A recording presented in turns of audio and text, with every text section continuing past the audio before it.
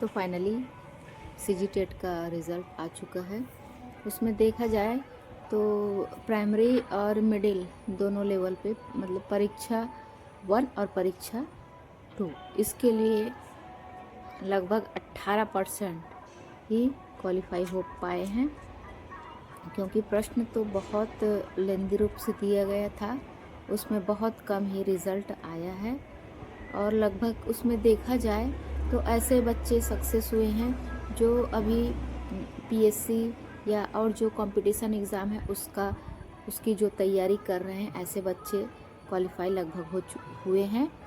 और बहुत सारे ऐसे हैं जो 1 नंबर से चुके हैं।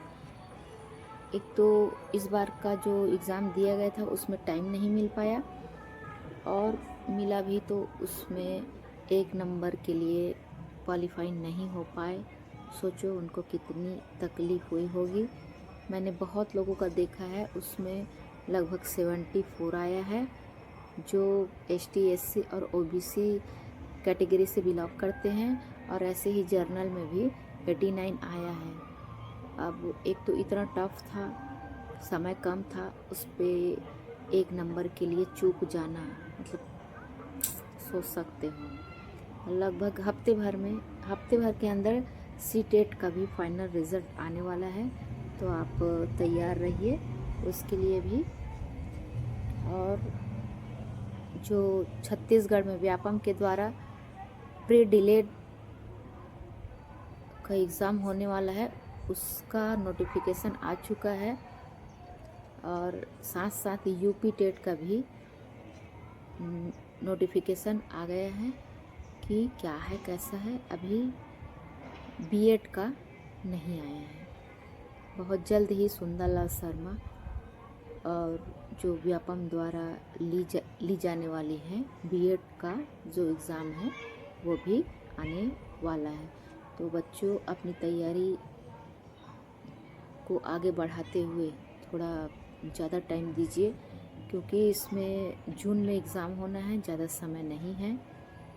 और ऐसे ही अभी से जुटे रहोगे, और इतना मान के चलो कि जो भी एग्ज़ाम हो रहा है अब वो टेट को देख के आप चलिए कि व्यापम आप ऐसे ही परीक्षा लेने वाली है, तो इसके लिए आप तैयार रहे। और जो भी और एक चीज़ है कि इन लोग जो भी व्यापम है वो अपने सीजी स्तर पे ना करके सी टेट सेंट्रल लेवल के अनुरूप अपना जो क्वेश्चन है वो तैयार करने लगे हैं, क्योंकि लगभग देखा जाता है कि जो स्टेट के स्कूल है उसमें धीरे धीरे जो सेंट्रल लेवल का कोर्स है उसको उसमें डाला जा रहा है। इस कारण आप तैयारी सेंट्रल लेवल की करो, तभी आपकी ये जो एग्ज़ाम है वो क्लियर हो पाएगा। क्योंकि जैसे हिस्ट्री है, मैथ्स, साइंस, भूगोल है, ये सब तो उसी में आएगा, सेंट्रल लेवल का रहता है, सबका एक ही रहता है।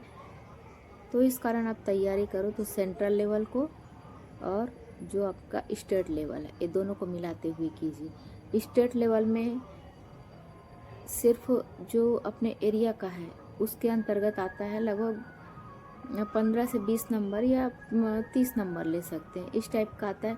लेकिन बाकी आपको तो जो पूरे नेशनल में जो भी लागू होता है वो यहाँ पर होगा, क्योंकि गणित का नियम तो वही रहेगा, बदलेगा ही नहीं। यहाँ जो जीरो है वहाँ भी जीरो, यहाँ दशमलव है तो वहाँ भी दशमलव है, पाई का मान 22/7 होता है तो वहाँ भी होता है ना। तो ये हमारे पूरी दुनिया में होता है। तो आप जो भी तैयारी करते हैं वो मैं ये सजेस्ट करना चाहूँगी कि आप नेशनल लेवल की तैयारी अपना रखो। स्टेट लेवल का कुछ प्रश्न आते हैं, कुछ नहीं मतलब उसमें भी अच्छा नंबर रहता है, लेकिन जैसे हिंदी है, हिंदी भी तो आपका स्टेट का अलग देंगे ऐसा नहीं है, वो भी नेशनल ही रहता है। इंग्लिश लैंग्वेज है वो भी वैसे ही रहेगा। सिर्फ और सिर्फ जो आपकी स्टेट की जानकारी है वही बस आपका रहेगा, लेकिन बाकी जो सब्जेक्ट जैसे बाल विकास में मैंने कहा, शिक्षण अभिरुचि है, ये तो सब अपना नेशनल लेवल पे ही रहता है ना। तो आप इसकी तैयारी जब करते हैं तो पूरे मेरे हिसाब से नेशनल की तैयारी करेंगे तो आपका स्टेट का जो तैयारी वो ऑटोमेटिक वो आपका हो जाएगा। इस कारण आप जो तैयारी कर रहे हैं वो नेशनल लेवल की करें और स्टेट लेवल की करें, ठीक है।